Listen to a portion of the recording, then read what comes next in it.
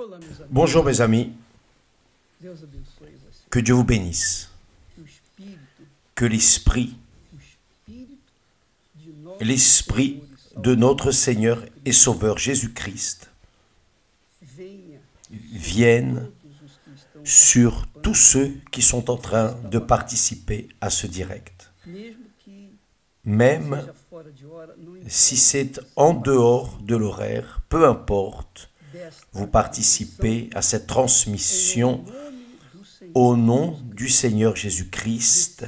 Recevez o Espírito da paz, l'Esprit de la paix, a paz la que o meu paix Pai que mon Père m'a donnée, eu a transfiro je para la vocês. transfère vers vous. Dando para vocês, eu vou receber. Et en vous donnant, je vais recevoir encore plus de paix.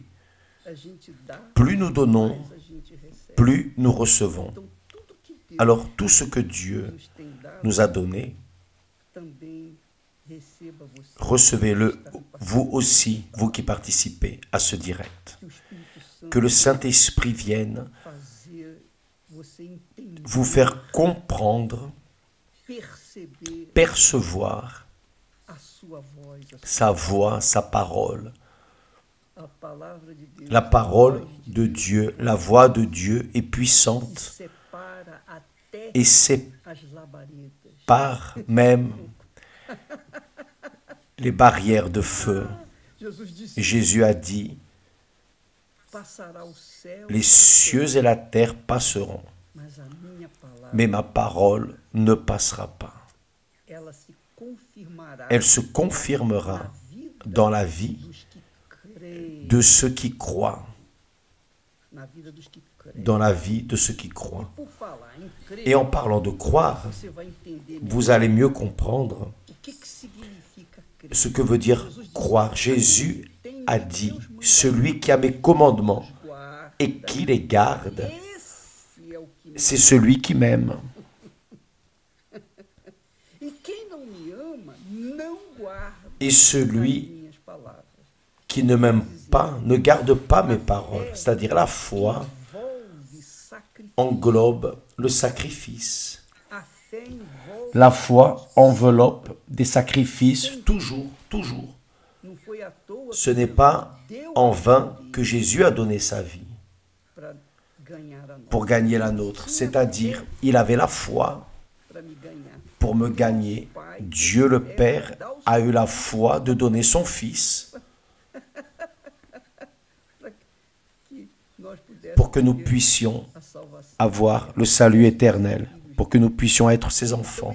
Ele sacrificou. Donc, il a sacrifié, il a été le premier. Quer dizer, ele não amou C'est-à-dire, só na boca, il n'a pas seulement aimé de parole ou avec le cœur, ah j'aime criatura. ma créature, non. Ele provou esse Il a prouvé cet amour Deus lorsqu'il a donné, sacrifié son Fils au calvaire. E eu queria que você Et j'aimerais que vous sachiez que a fé que la foi trabalha junto travaille avec l'amour, la foi et l'amour. L'amour et la foi. Se você entender Si vous comprenez ce qu'est la foi, vous allez comprendre ce qu'est l'amour. Si vous comprenez ce qu'est l'amour, vous allez comprendre ce qu'est la foi. entendeu, Donc, vous devez comprendre les deux para então pour alors aquilo que Deus quer que você seja. concevoir ce que Dieu veut que vous soyez, une nouvelle créature. Vamos falar de amor, Nous allons parler d'amour, linguagem do amor. parce que tout le monde sait le langage de l'amour, n'est-ce pas? Sabe que amor, Vous savez que l'amour, amor normalement, les personnes pensent aimer, j'aime, a fulano, tel ou tel. Ah, si je pouvais me marier à cette créature, que pintura, olha só, comme ce serait extraordinaire. camarada, La personne, é aquela c'est cette personne, elle est belle, atraente, elle est attirante, maravilhosa, merveilleuse à l'extérieur. Donc, aquela criatura cette que é amada, créature qui est aimée ela se deixa amar se laisse aimer, e então às vezes et alors, casa, parfois, les deux se marient, ou ils s'assemblent, se amigam, ou se amam. ils s'aiment. E aí, Et alors, quando chega lorsqu'arrive casa, quando consome à la maison, lorsqu'il consume cet assemblage des deux qui est l'acte sexuel, ce n'est pas l'acte conjugal. L'acte conjugal, c'est celui où la personne engage sa vie, son être, tout son être. Ce n'est pas seulement la chair, non. Ce n'est pas seulement chair et chair, non. C'est chair et chair, âme et âme, esprit et esprit. La même pensée, le même cœur, la même chair, en un seul corps. Les deux deviennent un seul corps. C'est le mariage. C'est l'acte conjugal. L'acte sexuel, non, n'a rien à voir. Il n'y a rien à voir d'amour. Il y a juste un échange de chair, de désir, de volonté, de sensations, d'émotions, de plaisir. Mais quand le plaisir finit, n'ayant pas véritablement l'amour, c'est-à-dire il n'y a pas eu d'union d'esprit et esprit, il n'y a pas eu d'union entre l'âme de l'un et l'âme de l'autre, il n'y a pas eu ce mariage, alors le corps n'accepte pas. Le corps n'accepte qu'à cet instant. Il a un plaisir et après il est écœuré. C'est ce qui arrive. Donc, lorsque l'on parle d'amour, les personnes pensent tout de suite au sexe et les sentiments, les émotions et ce désordre. Vous comprenez ce que je veux dire? L'amour n'a rien à voir avec cela.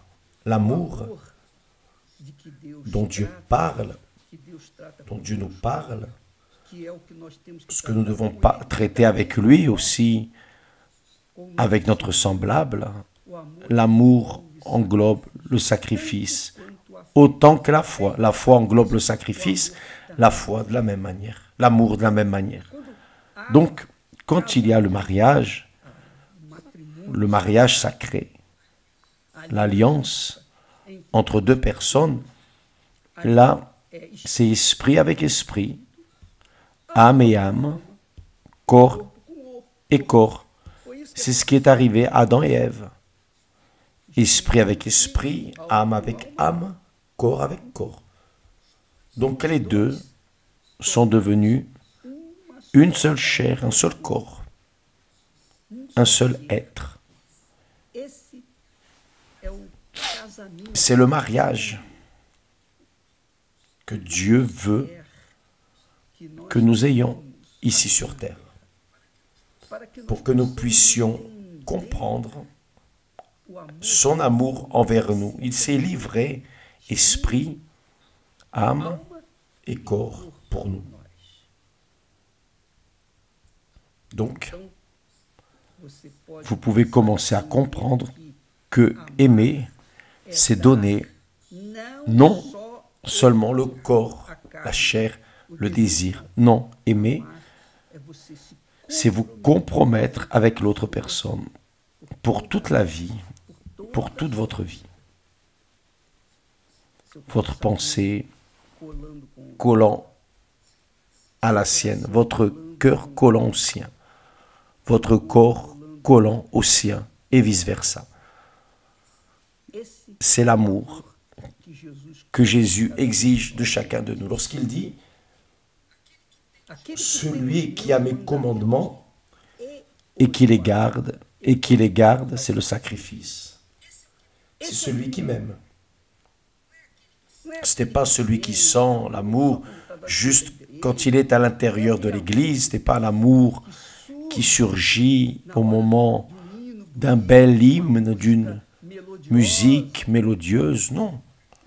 L'amour est constant. 24 heures sur 24, à l'Église ou en dehors de l'Église, quelle que soit la situation, ça c'est l'amour. Ça c'est l'amour, l'amour de Dieu. Et l'amour que Dieu exige de nous est celui-ci. Une remise 100%, esprit, âme et corps. Avez-vous compris? Comprenez-vous? C'est-à-dire, l'amour n'a rien à voir avec les sentiments. L'amour de Dieu n'a rien à voir avec les sentiments. Il a à voir avec toute sa structure, votre Trinité avec la Trinité divine. Dieu est Père, Fils et Saint-Esprit. Nous sommes esprit, âme et corps. Nous sommes également une Trinité. Donc Dieu veut tout. Mais il donne aussi tout. Ça explose.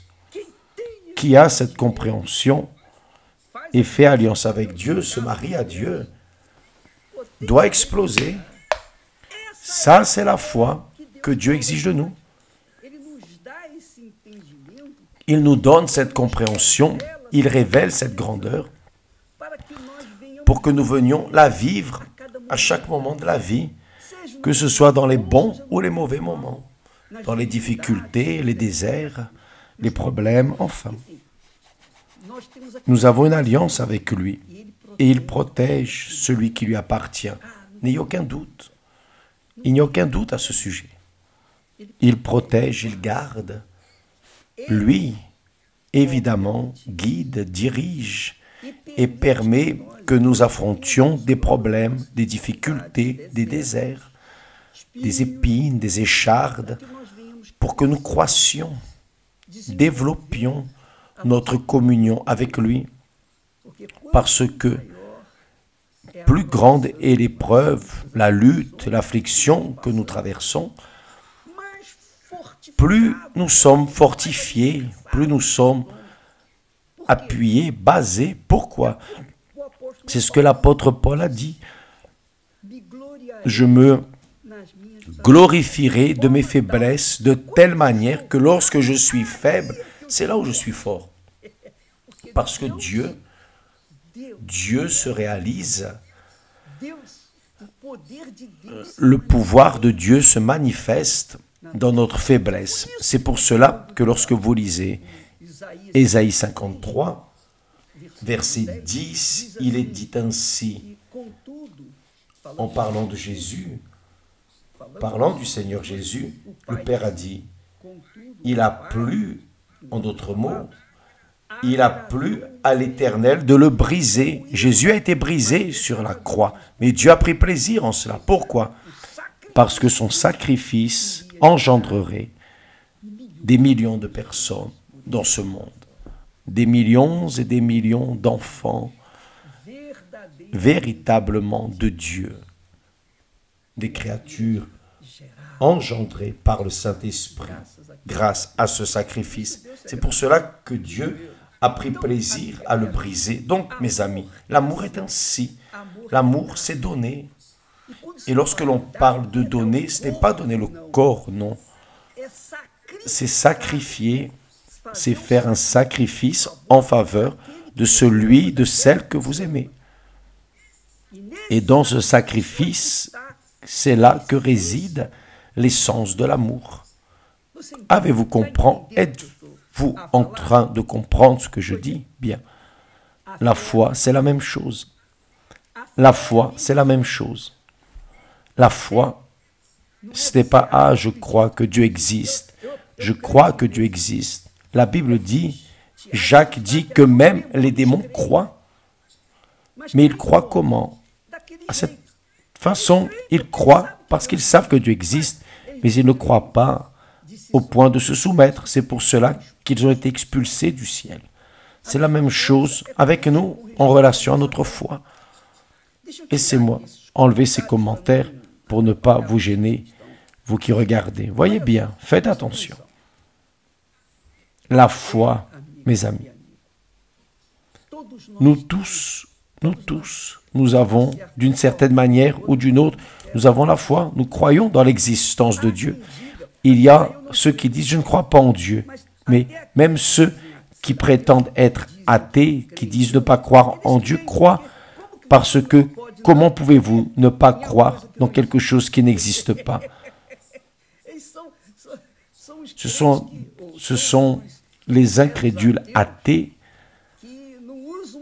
qui n'utilisent pas un peu leur tête. Ils n'utilisent que l'émotion. Croire, ce n'est pas l'émotion, ce n'est pas sentir. Nous avons déjà dit cela ici. Croire, avoir la foi en Dieu englobe le sacrifice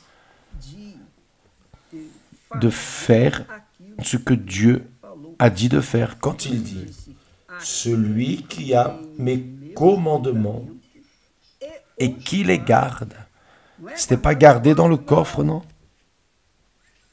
Ce n'était pas gardé, non? Ce n'était pas dans le sens de protéger, non? Celui qui a mes commandements et qui les garde, c'est celui qui m'aime, et plus. Et celui qui m'aime, c'est écrit, et celui qui m'aime sera aimé de mon Père. Je l'aimerai et je me ferai connaître à lui. Voyez, avez-vous déjà pensé, le Seigneur Jésus est l'unique manière pour que vous ayez la certitude, la conviction que Dieu existe, c'est lorsqu'il se manifeste dans votre vie. C'est ce qui m'est arrivé. Je parle de moi parce que je ne peux parler de personne d'autre. Je ne peux parler que de moi. Mais il s'est manifesté à moi. Jésus s'est manifesté à moi. Ce n'était pas parce que j'étais bon. Non. J'étais un pauvre, misérable, maudit, malheureux. Mais parce que j'ai cherché, je me suis efforcé, j'ai sacrifié pour faire ce qu'il ordonnait, ce qu'il ordonne de faire. Il a vu mon effort. Il a vu que j'ai fait violence à mon propre corps, être pour faire ce qu'il voulait qu'il soit fait. Alors il est venu et s'est manifesté à moi. Et c'est la même chose qu'il veut faire avec vous. Il veut se manifester dans votre vie. Mais pour que cela arrive, vous devez l'aimer, mais en gardant, en sacrifiant vos volontés, vos désirs, vos idées, vos pensées, ce que vous pensez, vos vanités. Vous devez alors garder sa parole, garder ses commandements. Et garder son commandement, le principal, tous sont principaux, mais le principal est de le mettre à la première place dans votre vie. Il doit être le premier dans votre vie, avant votre père, votre mère, vos enfants, votre famille, votre position, avant votre argent, ces choses. Avant tout, il doit être le premier. S'il n'est pas le premier, il n'en fera pas partie. Et c'est pour cela que beaucoup de personnes se trompent, sont dans l'illusion. Pourquoi? Parce qu'elles disent « Ah, je t'aime Jésus », mais juste avec la bouche, parce que dans la pratique, elles aiment davantage elles-mêmes. Elles sont préoccupées de leur nombril, elles sont égoïstes, égocentriques, mauvaises, malicieuses, voient les choses avec de mauvais yeux. Donc, beaucoup de personnes ainsi restent en train de croire en Dieu juste avec la bouche. Mais la vie de ces créatures, lorsqu'elles se regardent dans le miroir, c'est un véritable légume mort, un légume flétri. Mais, pardonnez, je ne veux pas me moquer, je veux juste vous expliquer que quand la personne a la révélation de Jésus dans sa vie, elle devient comme une belle pomme merveilleuse, douce, rouge, son visage est resplendissant. Donc, vous voyez dans cette vie, les légumes flétris et les pommes. Il n'y a pas beaucoup de pommes, parce que tous ne veulent pas aimer Dieu, le mettre à la première place dans leur vie. Demain, je parlerai plus de cela, parce que je parle trop déjà. Mais vous devez savoir que la foi et l'amour marchent ensemble. Et la foi et l'amour marchent ensemble. Donc, qui a la foi a l'amour. Qui n'a pas la foi n'a pas d'amour, et vice-versa. Demain, nous parlerons plus à ce sujet. Et si vous voulez apprendre plus sur ce qu'est le véritable amour et la foi, demain, jeudi, dans la thérapie de l'amour, Renato et Christiane sont tous les jeudis ici au temple, donnant le meilleur d'eux-mêmes, transmettant leurs propres expériences. Ils ne parlent pas ce qu'ils ont appris de la Bible, non. Ils parlent de ce qu'ils ont appris dans la vie à deux. Ils sont mariés, ils sont très bien mariés. D'ailleurs, tous les pasteurs de l'Église universelle doivent être bien mariés. Sinon, ils n'ont rien à donner aux personnes. Ils sont bien mariés et ils savent de quoi ils parlent. Parce qu'ils vivent, ils savent ce qu'est ce que je parle maintenant. Et je parle aussi parce que je sais de quoi je parle. Que Dieu vous bénisse tous et à demain au nom du Seigneur Jésus. Amen.